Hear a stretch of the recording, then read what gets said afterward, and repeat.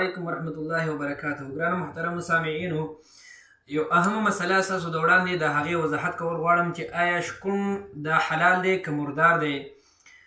دا خبره ټوله لازمي په ذهن کې یاد لرئ چې کم شیزونه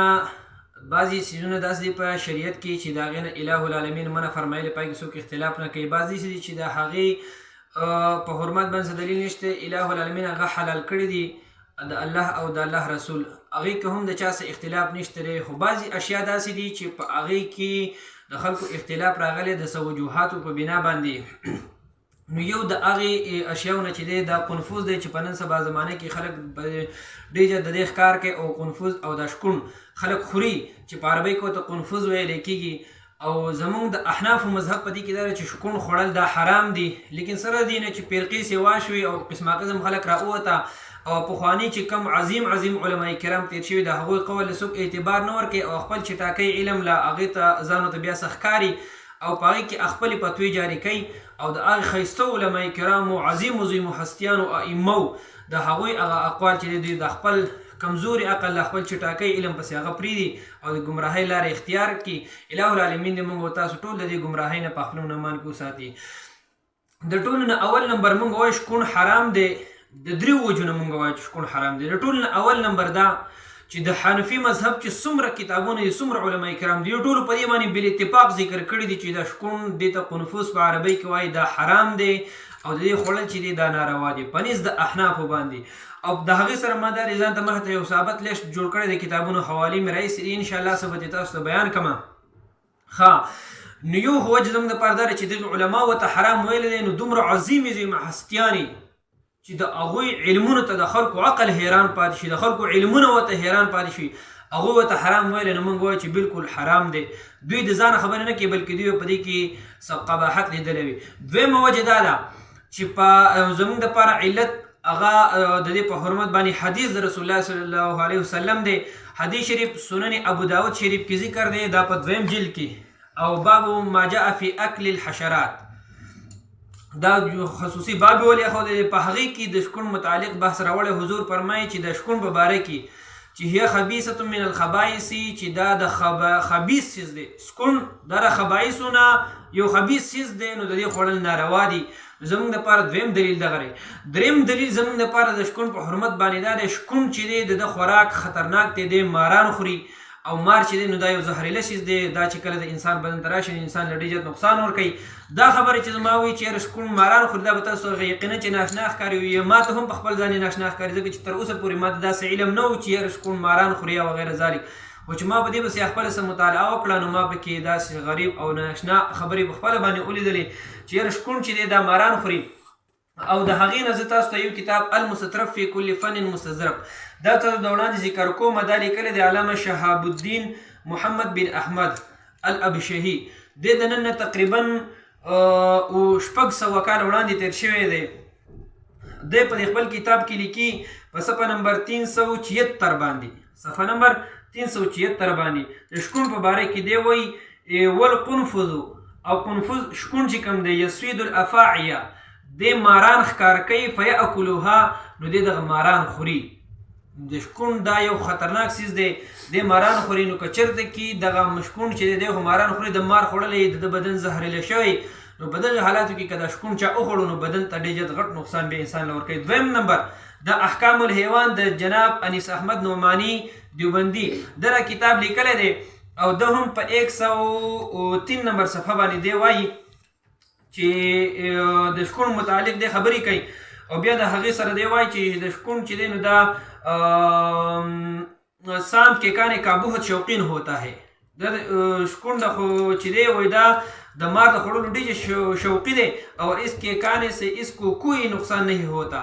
اور شکون چې مار اخری نو د بدن ته اس قسم سے نقصان نہ رسي. اگر سان کبھی اس کو ڈس لیتا ہے کچرے کی دا مار وہی دی شکون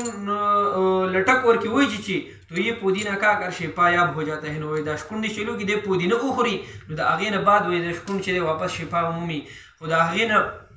د هغې سره په دې شکون د چې دی هېڅ قسمه څه نقصان نه رسېږي. نو دا زموږ دپاره دا عظیم علتونه موجود دي چې موږ وایو شکون حرام دی، نو ځکه موږ به د شکون په حرمت باندې حکم کړی. بله خبره پکې دا کم خلک چې وایي شکون حلال دی د هغوی دپاره هغوی د یو څو خبرې کوي یو درې خبرې یو د ټول نه پیل هغوی دا خبره کوي وایي یاره شکون چې دی په ده کې دوه قسمه دي یو قسم هغه دی چې لری پکې وي بل قسم هغه دی چې لری پکې نه وي نو چې په کوم څیز کې لری وي هغه به حلال وي چې په کوم څیز کې لری نه وي نو دا به مردار وي نو وایي چې کوم قسم شکون کې لری شته هغه حلال دی چې په کوم قسم شکون کې لری نشته دی بغیر د لری نه هغه مردار یو قسم دغه اعتراض کوي دویم خبره دا ده چې یاره شکون دی نه په پنجو باندې ښکار کوي او نه په داړو باندې ښکار کوي مقصد دا چې نه بله مرغه ښکار کوي او نه مردار خوراکونه کوي نه نورې مرغۍ ماتوي نور ځناور ماتوي او نه مردار خوراکونه کوي چې دغه نه کوي او دا خو عامې ګیاګانې خوري د ونو پټونه خوري چې دا د حلال شي په دې وجه باندې درېیمه وجه پکې دا ذکر کوي چې یاره دا کم قنفوس چې په دې احادیثو کې ذکر دی چې حضور علیه السلام ورته فرمایلي چې قنفوس دا د خبایثو نه یو خبیث څیز دی یا د نورو احنافو چې څومره کتابونو لیکلي دي چې یاره دا حرام دی دا قنفوز نو دوی وایي چې نشت صاحب شکون ته قنفوز نه وایي دا درې خبرې دي د هغې د ټول اول نمبر چې شکون ته قنفوز وایي که نه وایي دا کم خلک چې وایي شکون ته قنفوز نه وایي نو دوی وایي چې قنفوز ګشکي ته وایي کوم چې د شکون نه لوګټې وړوکی دی او په هغه باندې لوګټې واړه واړه غشي او وړوکی غوندې کي داسې بالوګۍ غوندې کي د ځانه جوړوي نو صاحب د هغوی دپاره خبر دا ده قنفوس چې دی د دې دغه دوه غټ اقسام دي یو دغه د وړوکی شي چې ده ته هم قنفوز وایي کوم ته چې موږ او تاسو په خپله پښتو کې ګشکی وایو یو دا غټ قسم چې کوم د شکون دی نو دغه ته هم قنفوز وایي فرق یې دومره دی چې د وړوکي ته قنفوز صغیر وایي او د کم غټ عام شکون چې زموږ ستاسو په معاشره کې متعارف دی ده ته قنفوز کبیر وایي او بل پاتې شو په دې باندې دلیل سره نو الفقه على مذاهب الاربع دغه راواغلی او پکې وګورئ په هغې کې دغه شانې ذکر کړي دي ښه په دې الفاظو سره چې صغیره و کبیره پوه شئ په هغې کې فرمایي قال الحنفیة والحنابلة يحرم اکل القنفذ صغیره و کبیره چې دا قنفوز خوړل چې دا ناروا دي که دغه او وړوکي اقسام دي یعنې مقصد دا ګشکې چې ورته مونږ وایو او که نه دا غټ شکونې د دغه ټولو حرام دي نو دغه خبر دی صحیح نه ده چې دوی وایي شکون ته قنفوز نه وایي بله خبر د کتابونو نورې حوالې دا قنفوز چې دی د کم د لغاتو کتابونه که موږ ګورو هغوی هم دغه معنی کړی چې قنفوز دغه شکون ته ویلی کېږي من جمله د هغې نه ستاسو د وړاندې یو دوه درې کتابونو نومونه اخلمه جامع اللغات کې هم ذکر ده په 448 صفحه باندې مصباح اللغات کې په 711 صفحه باندې ذکر ده منجد کې په 725 صفحه باندې په ټول باندې ذکر ده چې قنفوز دغه شکون ته وایي دا کم چې موږ مراد اخلو نو صاحب د دوی دغه خبره هم ختمه شو چې شکون ته قنفوز نه وایي دویمه خبر دا چې د کوم شي لری وي او نو هغه به حلال وي چې د کوم شي لری نه وي نو دغه به مردار وي صاحب په دا د خلکو یو غلط فهمي ده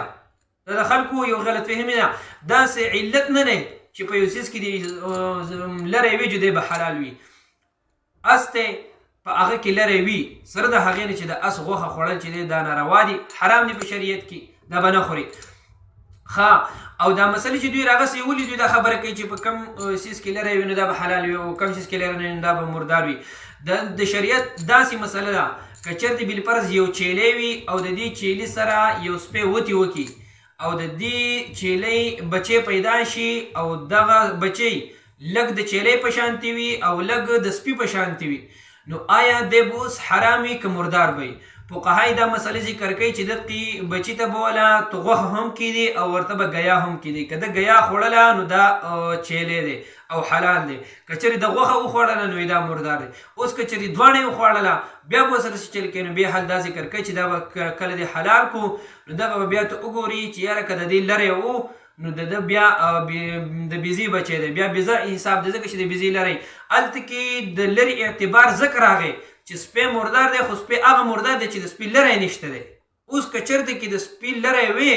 نو بیا په دې کې د لرې خو چې دی دا علت نه راتللو نو هلته کې د هغې بغیر لرې والا په مقابله کې حلال څیز راغی نو ځکه چې دی دوی علت په دې مسلې کې لری ذکر کړو نو که لری نه نو بیا سپی دی مردار دی نو د هغې مسلې نه دوی دا مسله بیانوي خو په دې کې د هېڅ قسم څه ګنجایش د دې نشته دی چې دا علت اوس وګرځولی شي او دا د ځان دپاره یو مقصد وګرځولی شي په کوم چیز کې لری وي نو دغه به حلال وي بله خبره پکې دغه وه چې یاره شکون د نه نورو ځناور ماتی او نه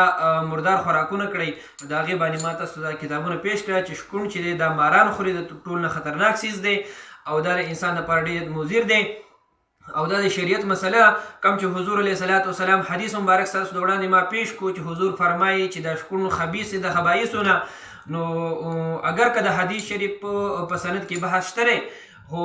خبره پکې د حرمت ته نو احوته خبره دا چې یاره انسان په دې باندې عمل وکړي چې یاره شکون چې دی دا حرام دی د یو څو نوړو خوراک دپاره انسان چې ځان په حرامو کې اخته کوي نو دا خبره نه ده. او دا بیان زما چې څومره د نه کېږي ټولې ښه شیر کوي چې ټولو عوامو ته او ټولو خواصو ته دا حق بیان شي، دا حق ورته ورسي، دا حقیقت دی ټولو ته ورسي او دوی په څوک په دې مسله باندې عمل وکړي او د دې ګناه نه څوک بچ شي. نو اله العالمین ستاسو هم تاسو له هم اله العالمین اجر درکړي او موږ له دې هم په الله تعالی اجر راکړي. وما علی الا البلاغ المبین.